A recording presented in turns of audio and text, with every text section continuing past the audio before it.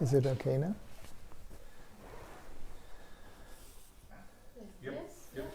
Perfect. Good. Hallelujah. So, welcome everyone to Satsang. We had a few difficulties, but now it all works, and I hope you see me upright. And we have a few friends here. We are in line. We have a gathering of 5. So we are kind of holding, the prescribed distances, and we warmly welcome you all. And we warmly welcome everyone around the world. It's such a blessing to share this energy, share the space, and share the depths of connection beyond the mind.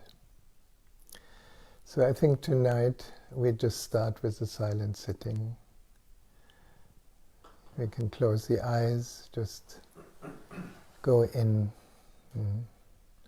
There's no rules and regulations, there's no goal, there's no becoming.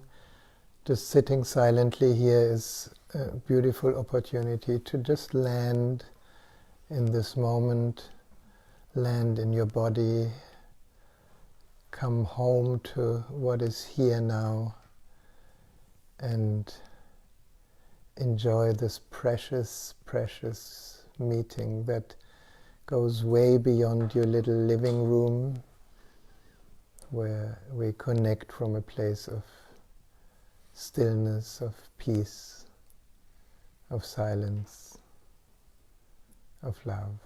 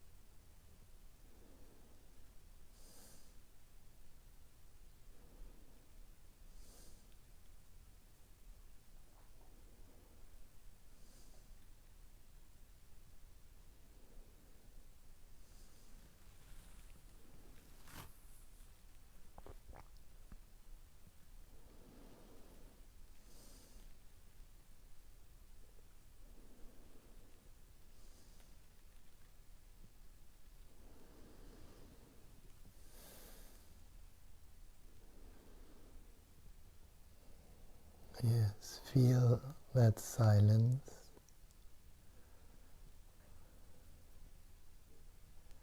Feel the natural relaxation that happens as we are just here.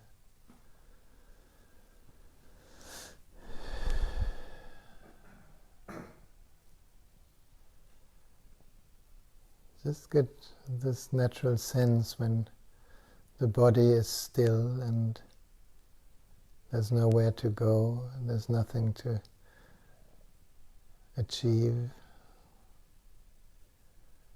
that we naturally settle inside.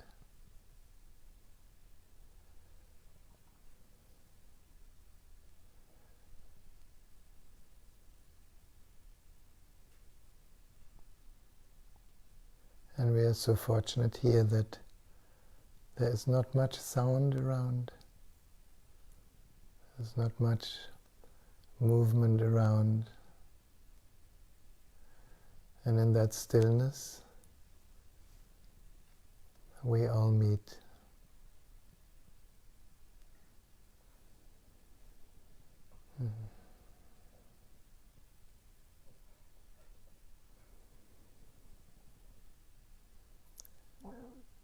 Now, tonight, our friend Steve is here again, and he's kind of monitoring any of your comments or reports or answers.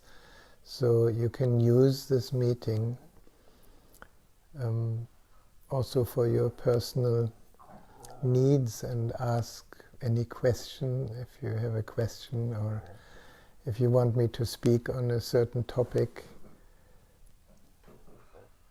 I don't know if I have something to say about it, but please feel free to kind of let it be a communication beyond time and space. As I'm sitting here with you all, I've been reflecting a little on that lockdown and on the consequences that many people have been encountering in being at home, being with their family, being with their beloved one, or being isolated alone. And each situation offers different possibilities, either deep suffering or deep connection. What I find is very beautiful is that the differences disappear. It's like there's no one better or worse in a lockdown. There's no boss or employee in a lockdown. There's no comparison or higher and lower in a lockdown. And if anyone is really identified with a certain role, and the role cannot be played out in this environment, then for some people it can be very frustrating, and then the poor person that you live with will, suffer your frustration, and vice versa. And on the other hand, what I also find is people are getting more kind, people are getting more friendly, people are more ready to communicate, to connect. I found that on the Manam market, the farmers market today, there's kind of a new friendliness. And now slowly we're coming out of that isolation and perhaps become into a new world, into a new possibility that the Dalai Lama already talked about when he was asked, well, what is your essence? What is the essence of your religion? And all he could say is loving kindness. And maybe it's not an ideal or a kind of a trying to be nice. It's kind of allowing that which is deeper than all our conditioning to surface, because we are, at least how I see humanity, we are actually good people. We are friendly people. We are loving people. We are alive. Everything else is kind of covering, all our conditionings are covering our essential nature as love and beauty and peace. And if we don't do much with the cover falls off, and our more friendly nature hopefully comes up. Forgive me when you cannot relate to that, because maybe you have more fights with your lover, or with your husband, or with your wife, or with your children, because you cannot escape their mirroring. That may sound strange for some of you, that everybody is actually a mirror for something that is inside of us. And of course we want to blame the other for being a trigger for our suffering. So in this way the other becomes a teacher, a reflection.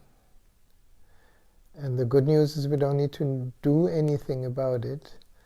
The moment we see it, we do have a choice to be more friendly, more loving,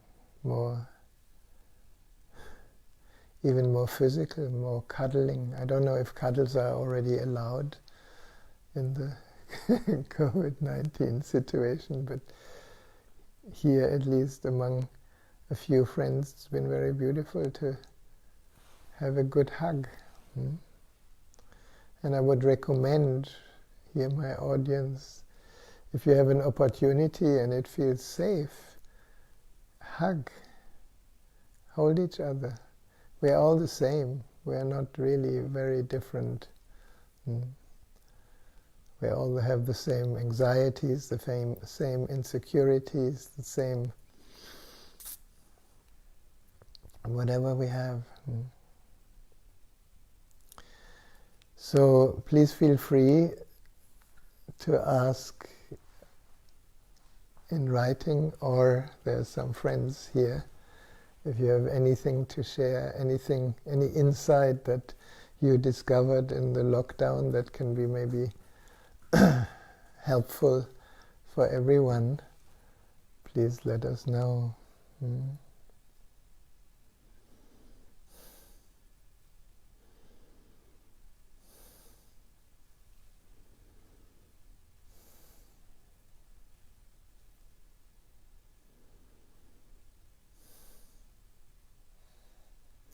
What I find is, like, many people have become more vulnerable, more transparent. That the thick protection that we usually have when we are in the survival struggle maybe has softened a little bit. And perhaps we are even a little bit more emotional, or more patient, or less patient, I don't know.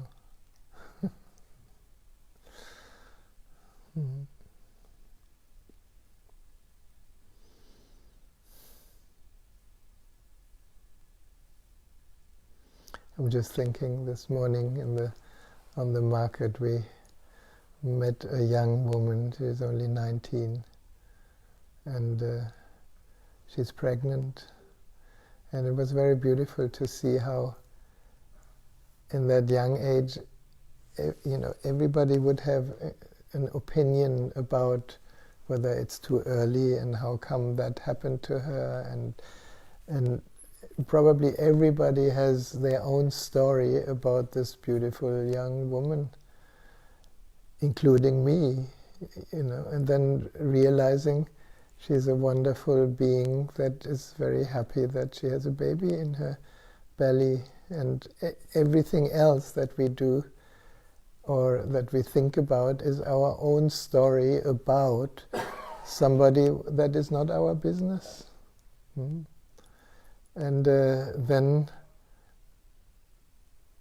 it's actually beautiful to know that this young woman, she's very grounded, very present, and she loves to have the baby. So nothing wrong in that.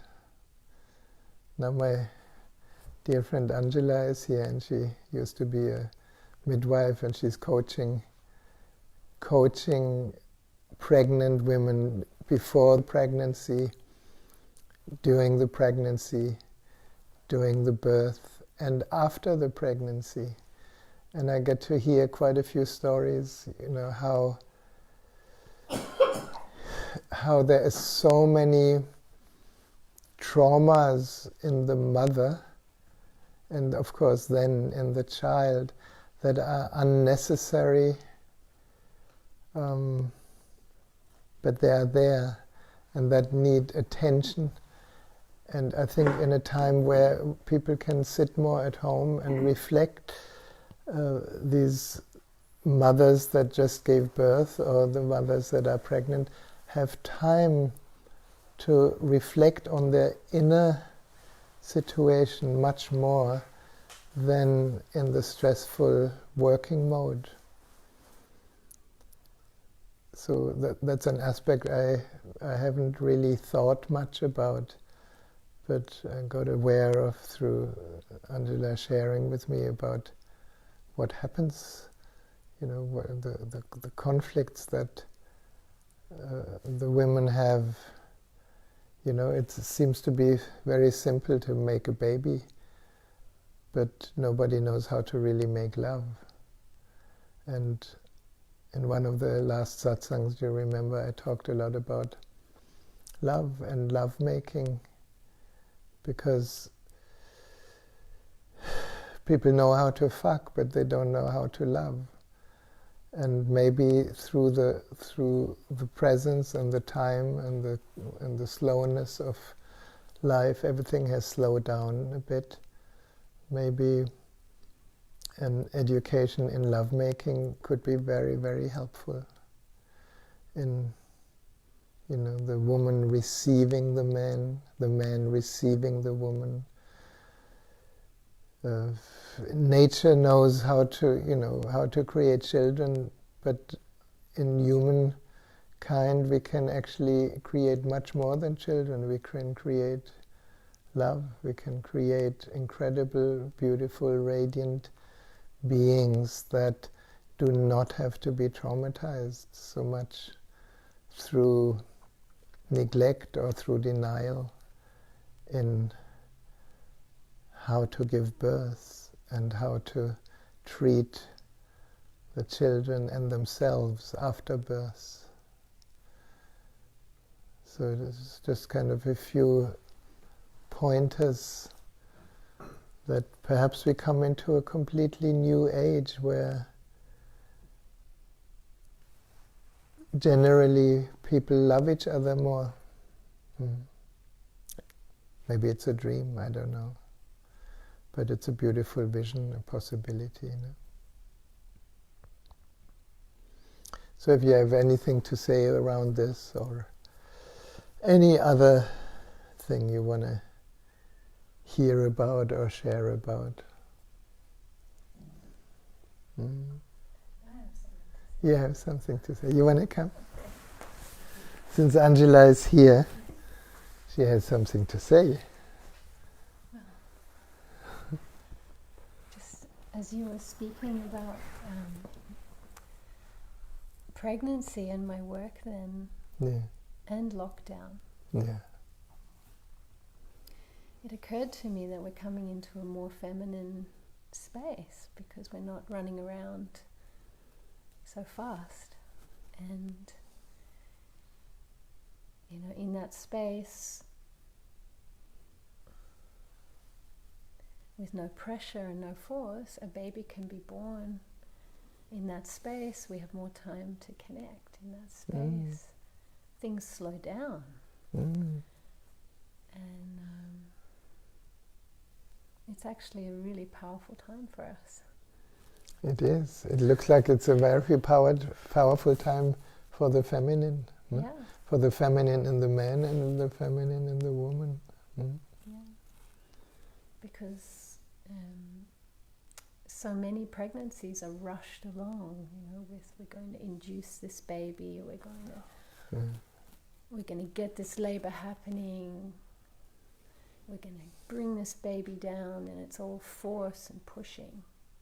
But actually what women need is time and space to relax and to feel connected and loved, and in that it's like nature has it all inbuilt to bring everything forward in the right time, like the surf, the waves. In the surf, waves of labor are like that too. Absolutely. When I studied medicine and I went to the birthing part where I needed to learn how to help women to give birth, it was horrible.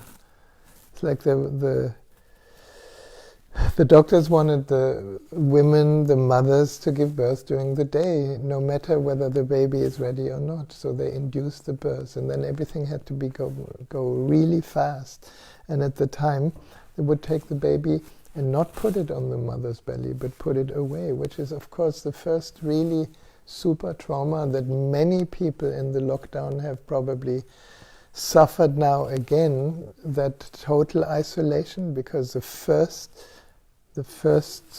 kind of separation from the mother is, it's in every cell. Oh, I'm lonely. Anybody has that? Anybody lonely? Oh, I need somebody. And then somebody's there and you cannot handle the somebody because it's the egos that meet. Yeah. But most labors happen at night because it's quiet, it's the time of the feminine. Yeah. There's no forcing and pushing, but if we look at our world, medicine wants babies to be born between 9 and 5. So, for most women that are birthing in hospital systems, this is a big problem, and they're left with that experience inside. So, yeah. And you are coaching these women to... I'm listening to a lot of birth stories, and that time and space for them can help them to understand that they did not fail in any aspect of birthing or becoming mothers. But did you hear that, women? You did not and you could not fail in birthing. You cannot fail, but we do live in a dominating system that wants to have everything happen between 9 and 5, and women don't work like this. So, if anyone. So how do you help the women? I mean, what are you doing? Really, what am I doing? I do a lot of listening. Me too. I do a lot of listening to, to what happened, but more how they feel about what happened. Yeah. And in that, something unfurls in its own time. Yeah, because listening is providing a space, no? We all need space. Yeah, and none of us need to be right. We are laughing because I speak too much about space. And I have dear friends here that cannot hear the word space anymore. But if you hear space, translate it. If it doesn't work for you, translate it into love, translate it into compassion, translate it into peace, translate it into stillness. No? That's all what we need. No? So what is more important, before the birth or after the birth? Or both? Well, think about being inside your mother. Oh. We don't want to go back then. Inside the mother, yummy. Oh. It's all important. It's all important. And you don't want to be rushed or pushed or cut off or separated. Yeah. Or sucked out. Or sucked out. But, the thing is, if you are, and many of us are, I was I was born, my mother was ecstatic, and then I was taken to a nursery. No. And she was sitting in the bed after a day of labour with no baby.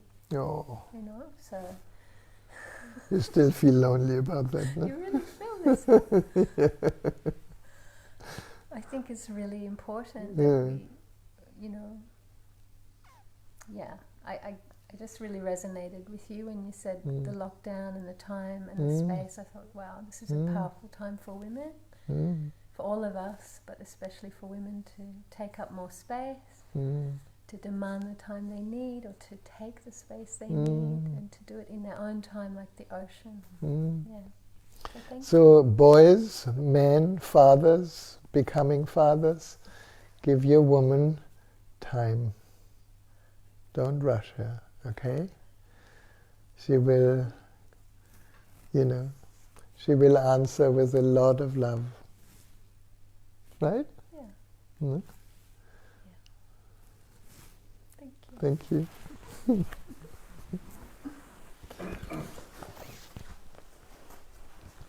Sajad Gunta says, speak more about space. He's supporting me. Oh, Sajad, thank you. Problem. Thank you. I have cyber support. Well, there's many things I can talk about space. You know, you heard me say a few times, talking about the quantum physics, that the particle and the field are so intensely connected, no?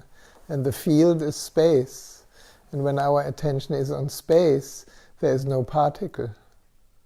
When our attention is on the particle, there is a particle, which means when we translate that into our psyche, our physical body, our human existence, no? We are so, in day-to-day life, so concerned with the form, the thought form, the belief form, the emotional form, the physical form, the physical energy, and all these are objects from our vision. And we totally forget or overlook that these objects can only exist because there is a background of space in which they exist. And the amazing thing is when our attention moves more towards space, then there is a certain balance. Then the identification with form, which we all are, we are so identified with our stories, with our, whatever you are identified with, you know, whatever you create a sense of self with, is actually not who you are. So we suffer because we want to hold on to a me that is coming and going in space. And when we have a glimpse that we are actually the background and space for every experience, we are that. You heard me say that many, many times. We are that which is aware of all experience. So experience is the object, we are the space. And the more attention goes there, then something really interesting happens.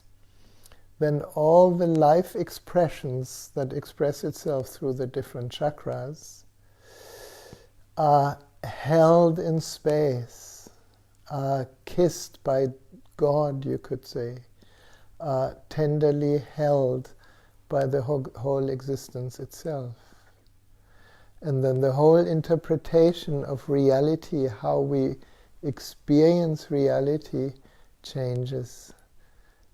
Then reality becomes benevolent, it becomes loving, it becomes peaceful, it becomes flowing, because we realize we don't need to hold on to anything. We can enjoy everything we really enjoy.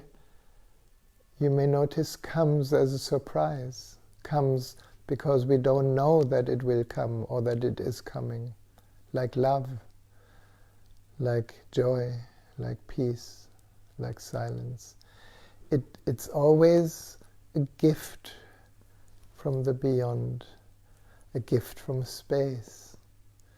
So maybe you need to translate space into whatever form works you. If you're religious, you can translate it into God. But God is very loaded, no? We have this projection of this old man in the clouds with a long beard that actually controls you. No, space doesn't control you. Space gives the background in which you can flower.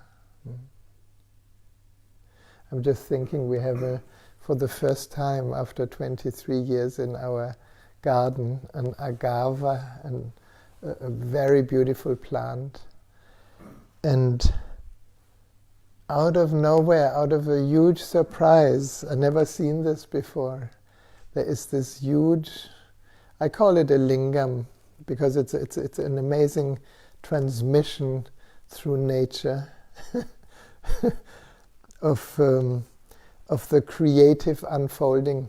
So out of an agava, agava, these succulents with big, thick leaves that store the water, and there comes out something like a beautiful, long, powerful lingam. And this lingam has these amazing, has hundreds and hundreds of flower buds until the tip, no? And it's so big that it kind of makes every man jealous.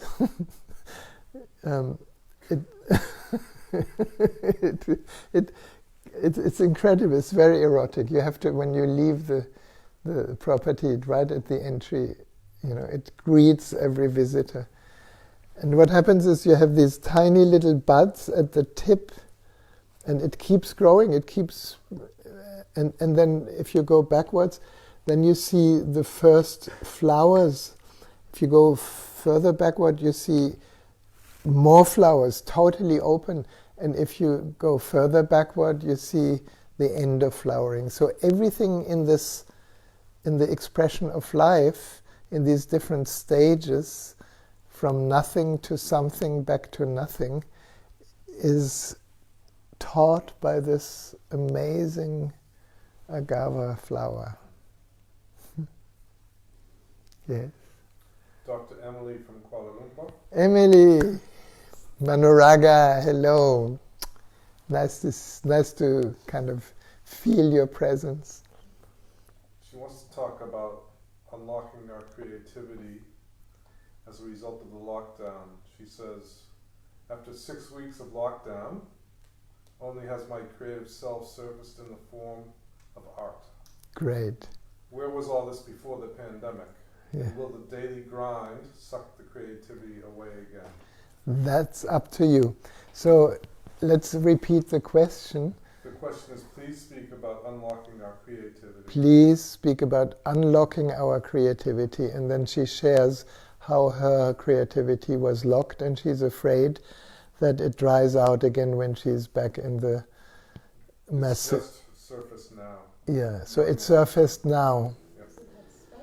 Okay, Manuraga, you know exactly, you're a busy doctor and you're at the forefront of treating COVID-19, and you're kind of in the danger zone with all your patients, and you help all these wonderful old Rinpoches from Tibet, and you're doing amazing work, and you're very altruistic, so you never stop. And now, as I understand it, you stopped.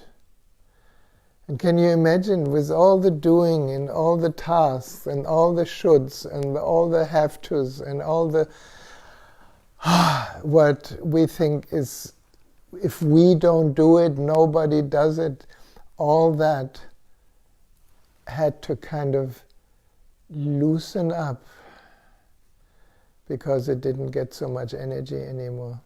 And in the loosening up, you slowly trickle into yourself. until you trickle into that natural energy that you call creativity. And creativity is not just painting and music and dancing, it is everything. You can cook totally creative. You can sweep the floor totally creative, which means you're totally present with your love. So I think it's very important that you discover this, that through so-called doing nothing, which is a complete no-no, especially for hard-working Chinese Malaysia people and Chinese people and Japanese people and Korean people and Australian people and all the people. We all kind of know how to be workaholics. And suddenly something that has always been there has space to surface. I don't know which kind of art you're creating, but I'm very happy to hear. No? And now comes your old mind in with the question, well, will it all be covered again? That's up to you. And that's up to everyone that is listening, and of course everyone in the world. No? Like many people have an experience that is completely different. It's like I heard somebody say today, I feel so happy. A person that my friend knew only as an unhappy person. And he said, I'm so happy. And it doesn't matter whether I have a lot less money now because my job is finished. But I realize the money has nothing to do with my happiness. I'm just so happy because I have time. And that time is more valuable than all the money that I could have made if I had kept my job. I found that very, very touching and very real. No? So the values change. Now, Manaraga, you're a workaholic and you love people and you love to help and serve. But maybe through the lockdown you found a little bit more balance that doesn't exhaust you completely. And then you notice that you can nourish your creativity.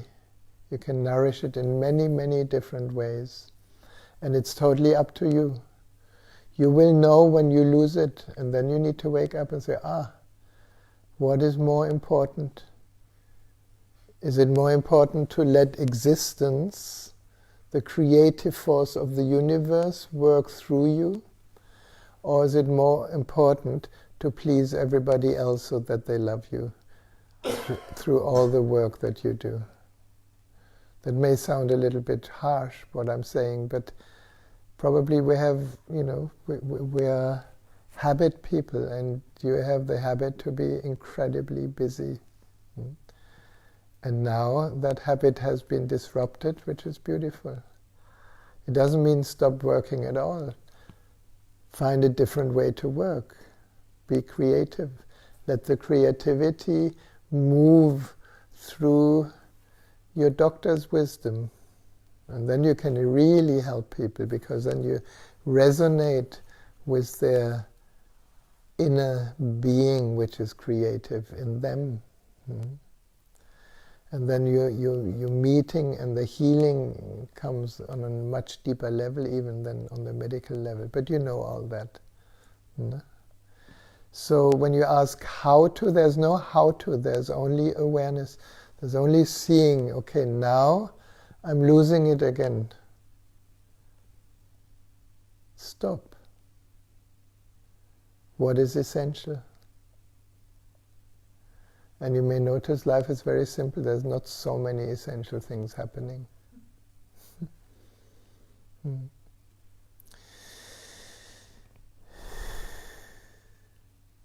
Does that make sense? You have time for one more? Yes. Guha Testa. Guha, sweet Guha, namaste. You're in Cairns, no? She asks, please talk about our potential and how to unlock it. You are asking me, Guha. Come on. I have all your amazing statues that you left here for Nura at the time when you left from here. And they are all over the house, the Lady Nada and the lying Buddha and the Buddha face here outside. Well, you've been unlocking a lot of this potential. So I think it's a feminine quality, the unlocking. It's not something the masculine can do. It's like the potential is like the color of the rose inside the green bud. The rose already knows, so the rose doesn't need to unlock.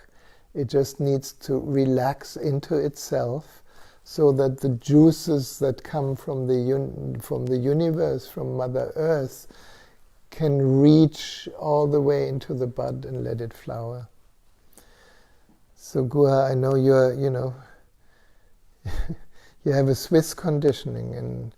In Switzerland, everything has to be really exact. And I remember when you were living here for a while, you did so beautiful with my garden. I often think of that. And there was a lot of creativity already. So when I hear you talk about potential, I feel the potential is a surprise.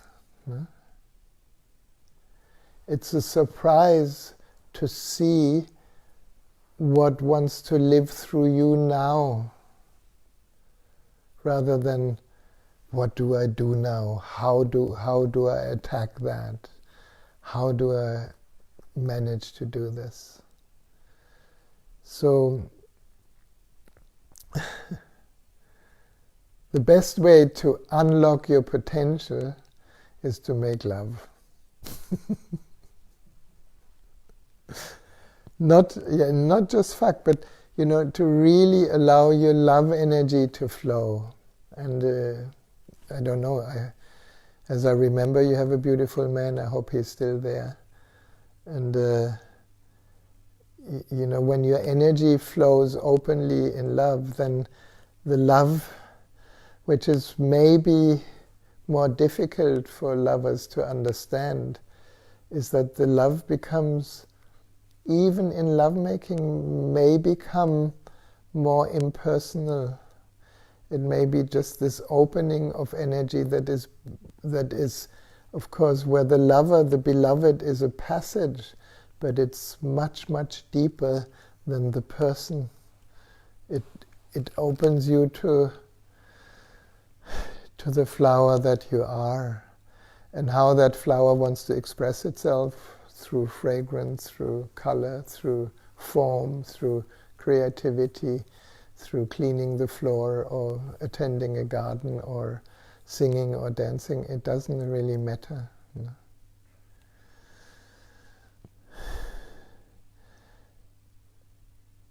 So finding that energy flow, I think, we humans have been gifted naturally with sexual energy. That's where the source is. That's where the roots are. So lovemaking is very recommendable. And for those couples that are listening now that are more into fighting mode, I remember when I was young, there was this big movement, make love, not war. It's still relevant. Make love, not war. And recently, I have this beautiful couple that helps me in the Tantra for couples courses, and I hope it's going to happen again. They have taken it to their heart, this possibility. So when one of both is kind of cranky, or is ready for a fight, or is ready for a big conflict, and or is being emotional, and the other is aware. Sometimes it's one, sometimes it's the other, and reminds the beloved, I think it's time to make love. And then you need to surrender to that suggestion. This is very important. No? Even if you hate the other for a moment because you want to fight, you say, okay, I put my story aside, and we take time to merge. And it's very simple. It shifts the energy from the habitual survival addiction of the first three chakras into heart and creativity and clarity and oneness. And at least in my experience, lovemaking is probably the most simple way to unlock your potential.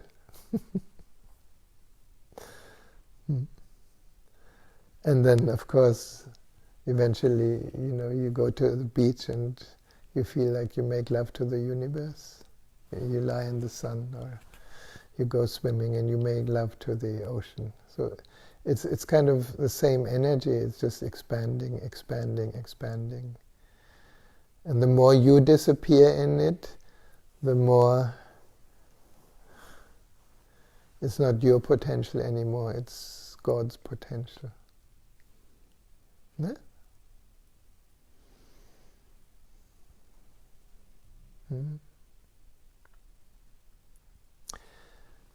Now, I thought, while I hear myself talking, I thought I want to try something. I want to try a new meditation for you, which includes blessings. When I think about blessing, each time we are open, we feel blessed. Each time somebody is friendly to you, I feel blessed. Each time I have a beautiful experience, for example, surfing or taking a walk, I feel blessed. And blessing is kind of an energy of love that touches different expressions of our life. And my idea tonight is to just put a chakra music that I found actually today. And the idea is to allow the blessings to bless each of your chakras. And I'm going to talk a little bit about the chakras. Let's say when we bless the first energy center, when we bring the attention there, we bless our body and we bless our sexual energy and we bless our material expression in life. Whether we are super rich or whether we are poor, it doesn't matter. And then we bless the second chakra, our capacity to merge and melt and feel all the senses. And then we bless the third chakra. And I'm going to talk about what blessing energy we give to it. And the beauty is then it's not just form. We bless, the blessing is actually the space of love that touches yourself, and it is only the love for yourself that you can share. Should we try that? It's an experiment. I never did this before. But when I found that chakra music, I thought this is a good possibility. So I'd like to invite you to sit comfortably and close your eyes and take a few deep, conscious breaths.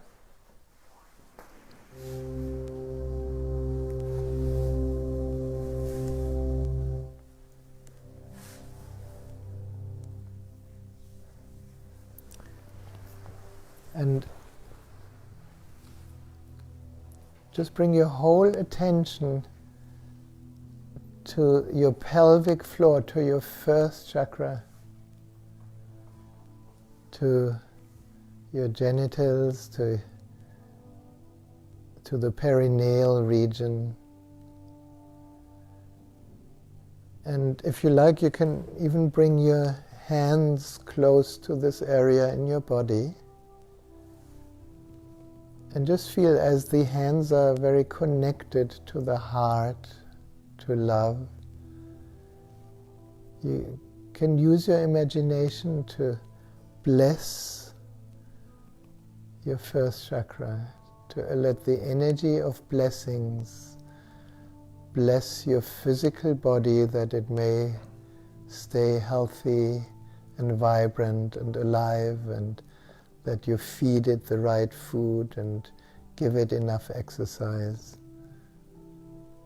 and that you bless that energy that can be shared if you have a lover through lovemaking, or can be shared through just loving nature, blessing that sexual energy that is our basic energy, and blessing your practical material life. And it doesn't matter whether you have a lot of money and a lot of possessions, or if you're living at the minimum. Allow the blessings to your first energy center be like a breeze of love and light into your first chakra. And then you can take a deep breath and bring your attention to your lower belly, to the second chakra. Lower belly, lower back. And as you allow the blessings moving through your hands into your belly, feel into the space of care, of love, of tenderness.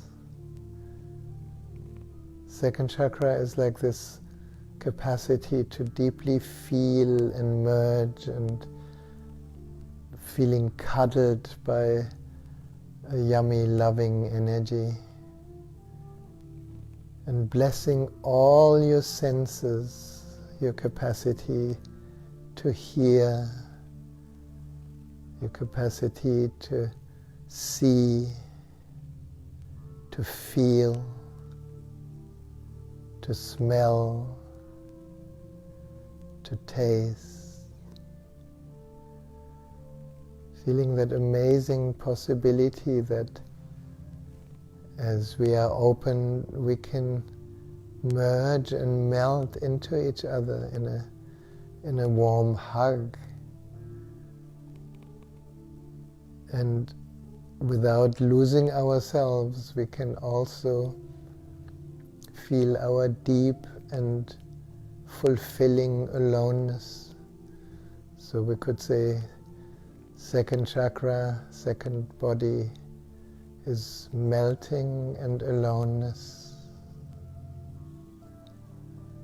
and the beauty in it. I think many of you have learned the beauty of aloneness through the lockdown, and allow the blessings to touch that energy field, that vibrational field of deep, deep sensitivity.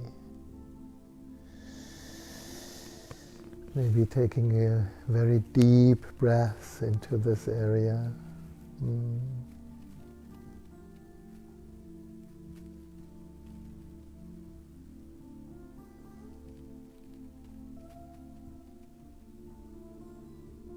Yeah.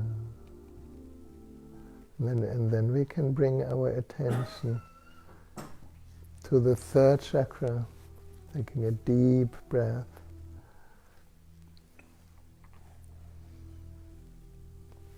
Third chakra, solar plexus. This is our fire chakra. This is the energy center that allows us to move things, to move our energy. We can also call it the power chakra. But this power is not power over others or power over yourself. It is blessing your energetic capacity to make things happen and the joy of it. It's really the chakra, the golden chakra of joy, of strength and of weakness. And allow your hands to pour blessings into the third chakra, into that quality that you notice there. Feeling that the blessings through your hands are really like a very loving space that acknowledges your strength, your wildness, your movement energy, your leadership qualities, your charisma, your magnetism. Take a deep breath into the third chakra. When we are home here in that solar plexus, the sun shines, and the sun is very attractive. Let yourself be that sun as you feel the blessings of the whole universe pouring through you, giving you the strength to start anything you want to start and see it through without being attached to the outcome.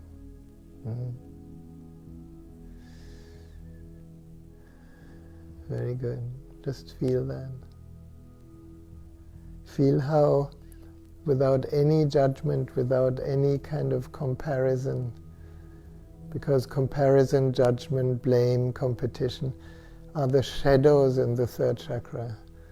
Let the blessings just wash away or penetrate through the shadows into the golden light of the joy of you being an individual. That's very important.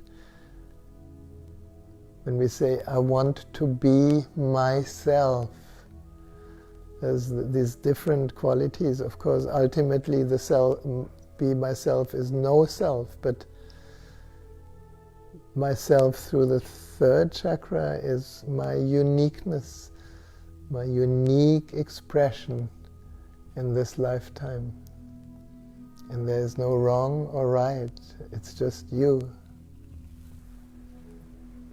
Very good.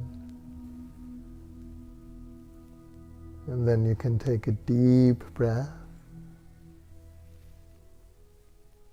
And from here we move into the heart. And bring both of your hands onto your heart.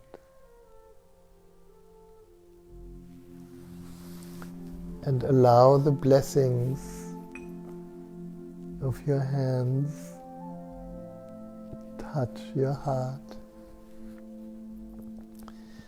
Touch the love that you are. Touch the compassion, the kindness, the feeling connected, and allow the blessings to reach deep into your heart.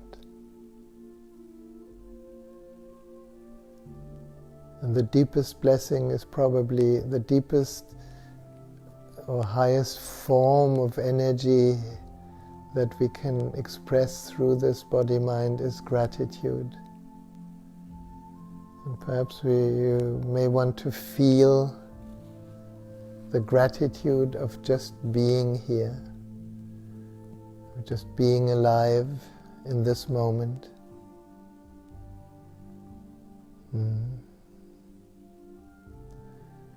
And you will find that as we bless each chakra, we at the same time have to become aware, have to be aware of the space in which the energy center is experienced.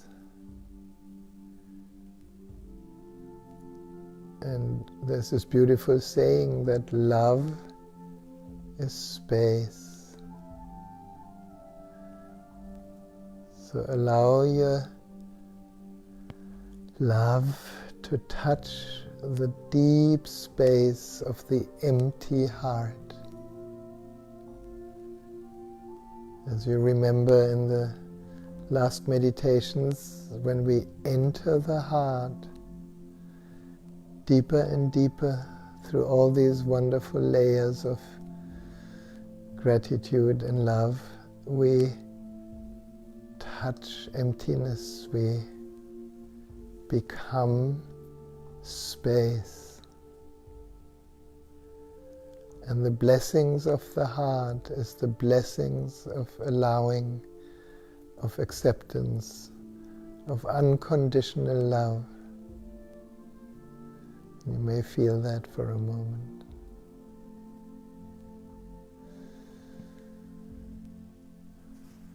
And then you can take another deep breath.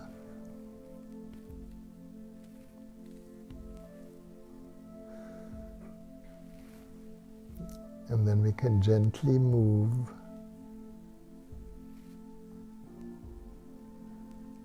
to the throat chakra.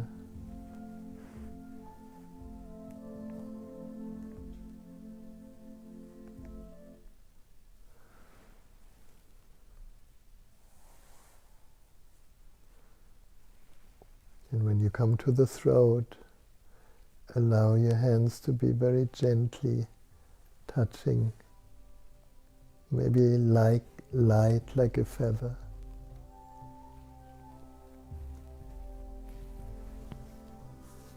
And allowing through your fingertips the blessings of creativity,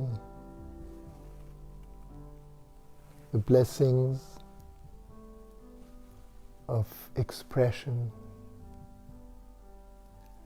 the blessings of not knowing.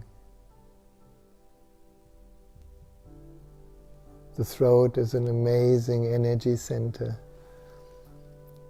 The throat can carry all the creation that comes out of nothingness, out of not knowing, and manifest in anything we want. Through the throat we are the great creators, but that we is not personal, it is infinite. In the throat we touch and bless our deep not knowing. For the ego, not knowing is maybe scary. For the being, not knowing is being totally present. We may have never thought about it, but this moment is always unknown. The moment we know, it's already past. So learning to be in the unknown, open, present, gives a space for amazing creativity and expression, because here is from where we find our voice. So allow yourself to bless your own voice, and that you have the courage to speak and the trust to speak what is really true. And like that, transmit the truth to your fellow human beings.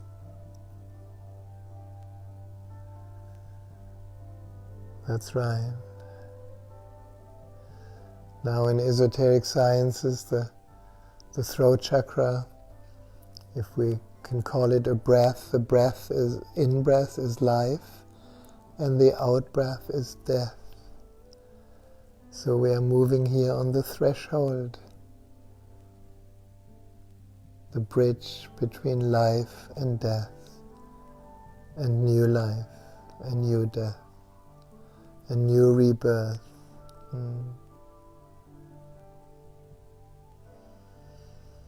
Feel how the blessings just permeate the throat with light.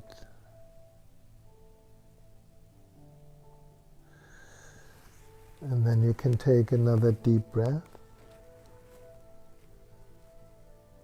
and gently move to the third eye, to the forehead center.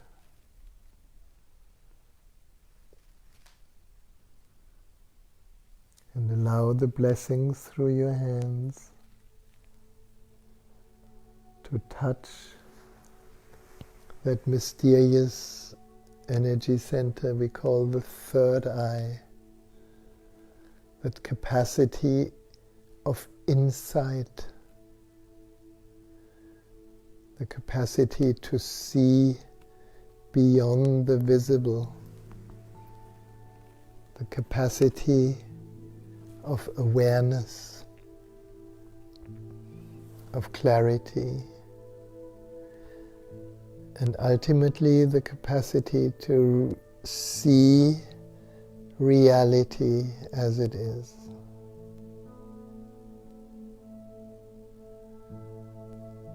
Allow your hands, your fingertips to bless this energy center. And perhaps as it feels open, you become aware that awareness is an infinite space, like the infinite blue sky, the open sky, in which whatever is seen is choicelessly aware, has no choice. Like Osho talked a lot about choiceless awareness. This is the space in which every experience is allowed to be.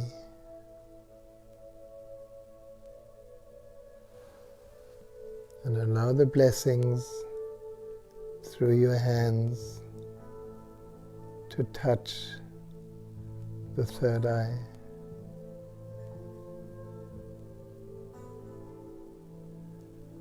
So that we may see beyond the visible, beyond time and space, from where a new vision of our whole life that slowly manifests and begins to manifest after the lockdown can create a completely new expression of life.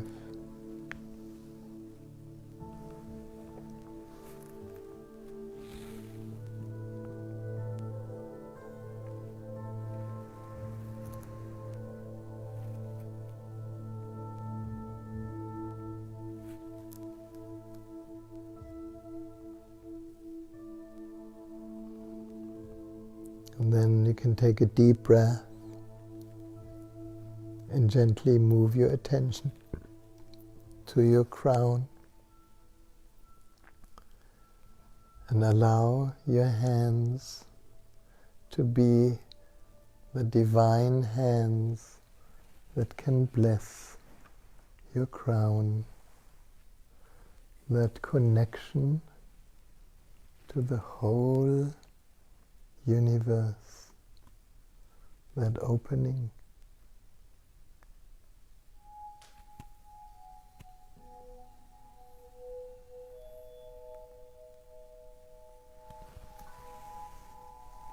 Just like right now, we are all connected around the globe And that connection is beyond story, it's beyond personality, it's beyond history, it's beyond the body, and yet it's very real. It is what connects us to nature, to the sky, to the stars, and to all beings. And allow your hands to be the hands of the divine that bless your crown chakra.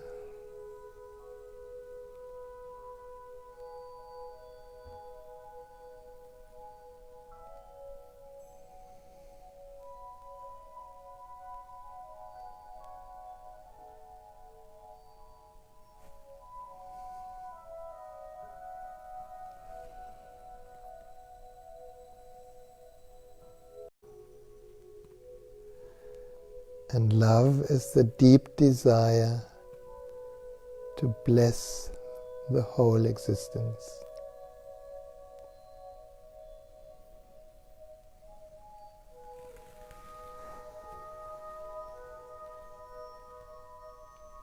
And from here we can just sit silently for a little bit.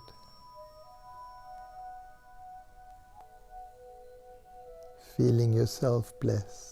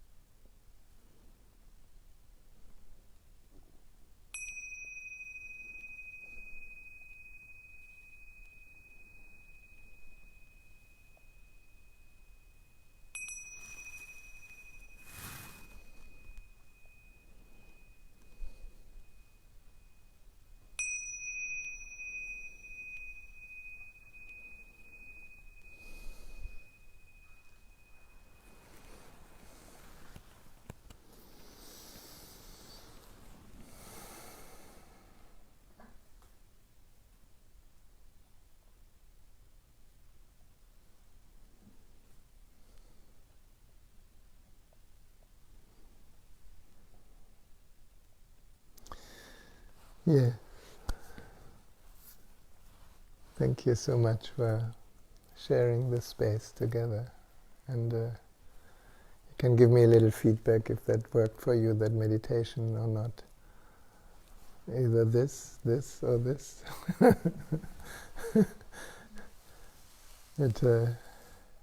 It's kind of a divine space.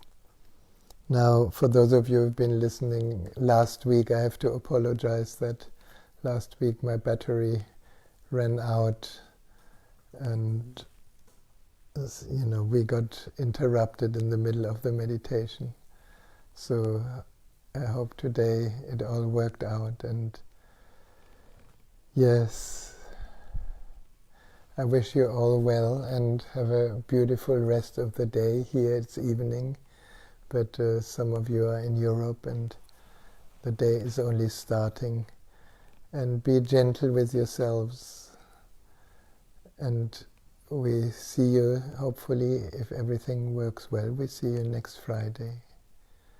And I'm also kind of getting a little bit more hopeful that I can travel to Europe in July, August, but I don't know.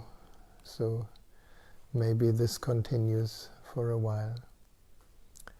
And please, if you have anything that is urgent for you or questions, it's great if you can bring them into these meetings.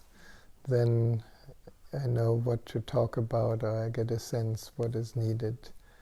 And for me it's a big blessing just to share with you. So thank you so much, and namaste, and thank you, Steve, for helping with the questions.